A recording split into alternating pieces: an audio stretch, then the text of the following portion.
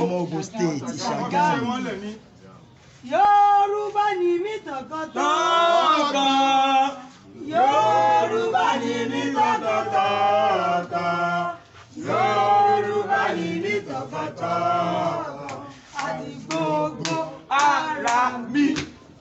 Yorùbá Nation. Now. Yorùbá Nation. Now. Yorùbá Nation. Now. Igbo. Òòṣà. Igbo. Òòṣà. Igbo.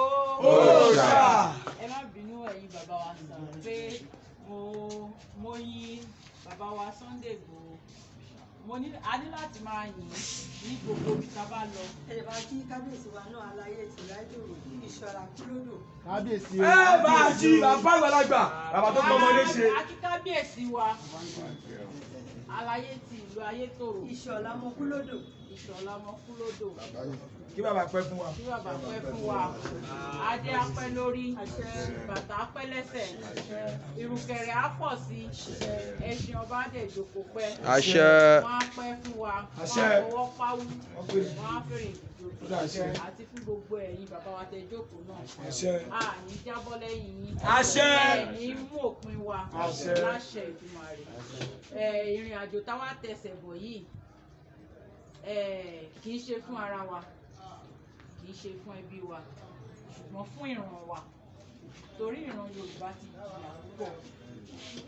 Àwọn èèyàn ti sọ wípé ẹnu wa ò kò lóòótọ́. Nígbà tá a ka history oríṣiríṣi a rí pé lóòótọ́ lẹ́nu Yorùbá ò kò. Yorùbá ti dálẹ̀ Yorùbá púpọ̀, ṣùgbọ́n a wá rí wípé tá bá jókòó lórí pé ẹnu Yorùbá ò kò, ìyà táwọn bàbá àti ìyá kan ti jẹ, táwọn ìyá bàbá kan ti jẹ, táwa náà ń jẹ lọ́wọ́, táwọn ọmọ tá a tún bí tán tún ti gbẹnu lé, àwọn ọmọ táwọn bí náà a tún jẹ ń bẹ.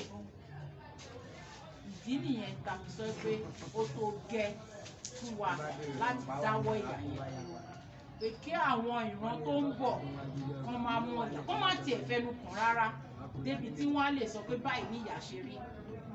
Torí tó bá sọ pé àwọn ìran wo ló ń ṣiṣẹ́ jù tọkàntọkàn taratara ní orílẹ̀-èdè Nàìjíríà, àwa Yorùbá ni. Ṣùgbọ́n àwọn wo ló ń jèrè iṣẹ́ tá à ń ṣe? Àwọn Fúlàní, Haúsá. àwọn Haúsá. Ìran Yorùbá ò ń ṣiṣẹ́ aṣẹ́wó.